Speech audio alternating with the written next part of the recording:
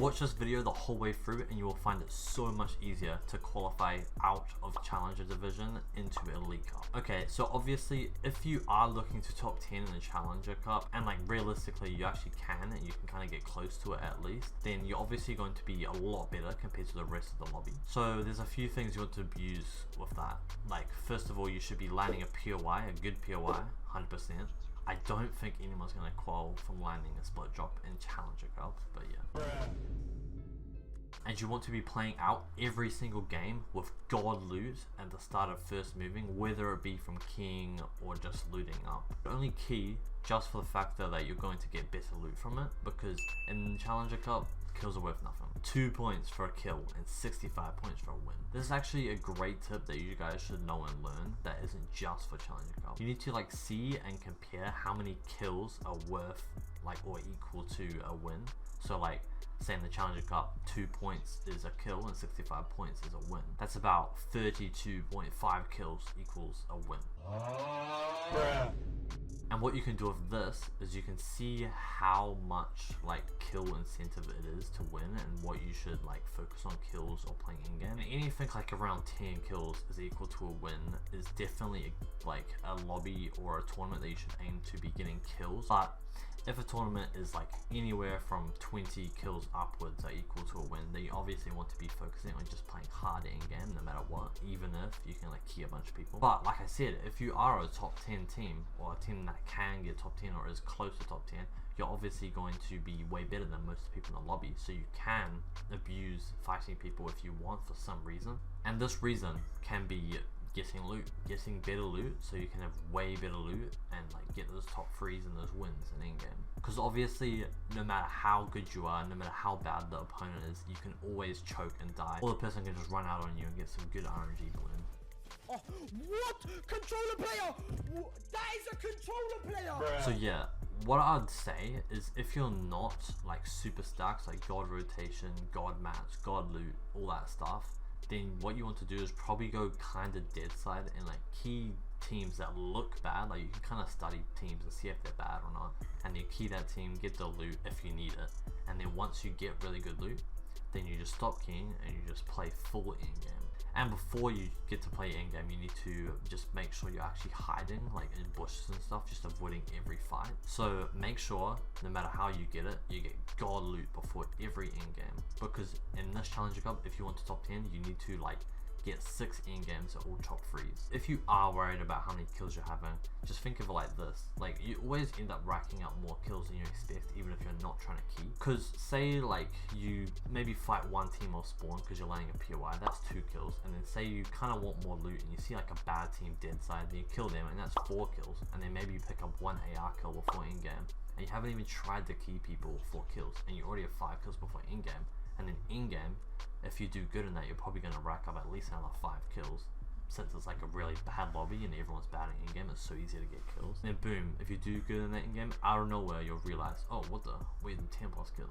So don't worry about kills, just focus on getting good loot before every in-game. Let's go! Let's go! Now I actually want to go through a few games, or basically a whole tournament, just explaining what they should have done better from my viewers, which actually submitted it in my Discord. And by the way, if you want to join that Discord and get your South FUT review, then just join through the link in the description of this video. Okay, so these guys came 34th in this one. You notice how they have 5 in-games. If you want to be top 10ing, you're probably going to want to have at least 6 in-games, which still will account for a couple off spawn deaths.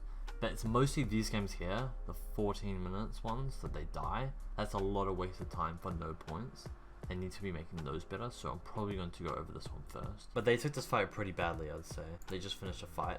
What they need to do, which they actually kind of do a little bit, is just instantly spam a bunch of boxes in low ground. Just like this almost, but probably more boxes, like a bunch of boxes here, and then some over here. And then what that does is literally just, like usually it would just make the other team just give up and just like end up not fighting you, because they just get pissed so much that you like, it's just like, because you just have the like massive advantage on them if you have that much room and you just stay down there, and eventually they either like drop down on you and you kill them easily because you have the big advantage, or they just give up and leave you. That's what you should be doing in games, if you get keyed, if you want to stay alive, just build heaps of boxes and don't move. It may be cringe, but it's what's gonna work, you know. Here it's working. He just got like a good shot off on them because they just have such a big advantage of all this room. All they need to do is not move from this box. But what I don't like them doing now is they go up and try fight, and they just like leave their advantage, leave all the area they've made, all the edits, and they end up dying because of them. Obviously they could just be better at fighting and win that, but I'd say they don't need to. They don't like need to fight, especially if they're not confident fighters and they just want to keep playing in game.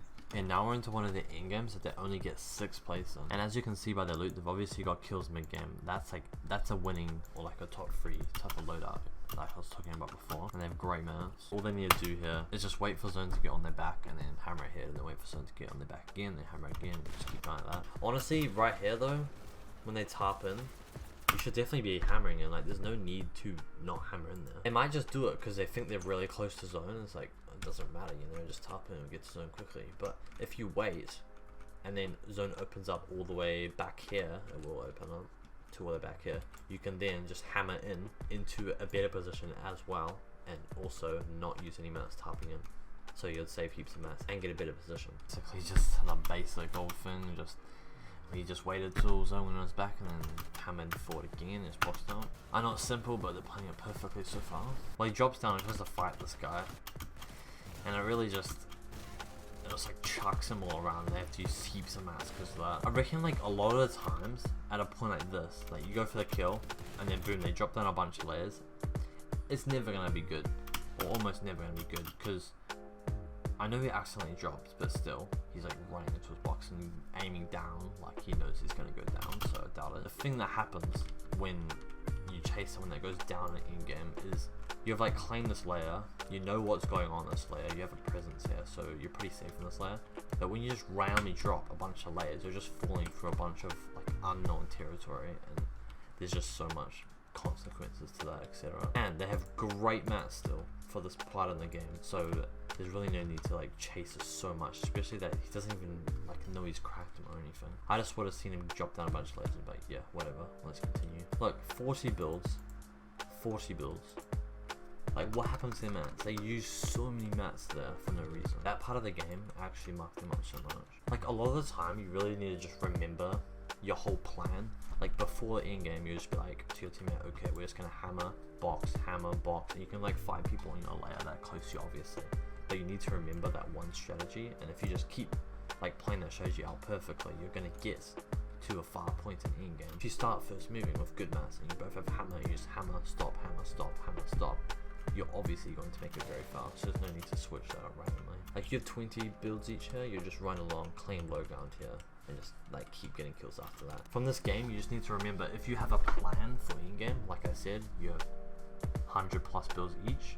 At the start of first moving, you have a hammer or rotation, then you just remember, okay, our plan is going to be hammer, box, until you're like 3rd moving, and then you're just going to start playing low ground with how much mats you save. Because like I said, if they had 20 builds more each, they could just be down here right now in the best position in the lobby. But instead, they have to sit backside and kind of just play along weird on low ground here and hope something good happens.